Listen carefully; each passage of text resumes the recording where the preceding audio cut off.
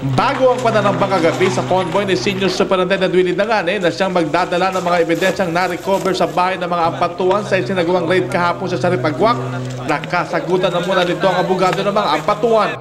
No? Pangatlong beses na ito na nag-search yung PNP tsaka military dito sa compound showing this mission order. Ito pa rin yung mission order. Pangatlo na ito. Eh, bakit wala? Sino nag-receive ng mission order na yan? Sir, hindi yung Hindi, pinakita ang tanong lang ko po sa inyo, sir, kung sino nag-receive? Ako ang nag-receive. Eh, bakit Pinakita wala yun yung perma ni... dito? No. Pinakita yun ni Colonel David sa akin. Eh, sana po yun? Na-receive mo ba? Oh, yeah. I received that one. Hindi naman necessary yung sinulat. The fact of receipt po. Hindi po the fact of na sinulat po dito sa ano. Ito, no? We will not be searching the premises of the house. It is only the compound. So I hope you can understand that.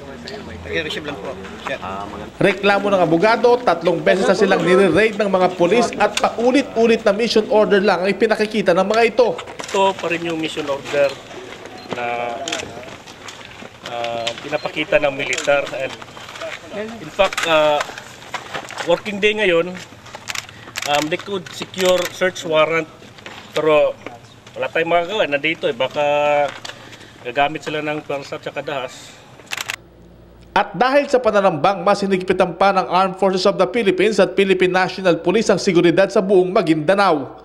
Maghahatid ng mga na-recover na matataas na uri ng bala at baril ang convoy ni Senior Superintendent Dangane sa PNP Region 12 sa General Santos City kagabi nang mangyari ang insidente. At dahil sa pag-atake kagabi, magkakaroon na ng repositioning ng militar bilang paghahanda sa opensiba laban sa mahigit 3,000 private army ng pamilya Ampatuan na hindi pa rin sumusuko.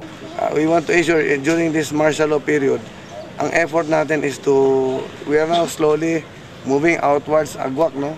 Kasi first week natin, first few days ng martial law, we focus on Sharif Agwak area, Ampatuan, Batuansay.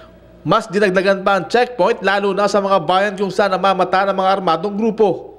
Sa kabila nito, tuloy pa rin ang mga raid na gagawin para hanapin ang mga nakatago pang armas na mga ampatuan. Marami pang lugar ang target ng PNP-CIDG base na rin sa mga intelligence report na nakukuha nito mula sa mga dating tauhan ng pamilya Ampatuan. At sa kabila ng repositioning ng militar, itutuloy pa rin ang pagpapakalat ng mga safe conduct passes na ito para sa mga CPO na gustong isuko ang kanilang mga armas. Mula sa Maguindanao, kasama si cameraman Lino Tubong Banwa, ako si Dave Javanes Jr. Nagbabalita Express.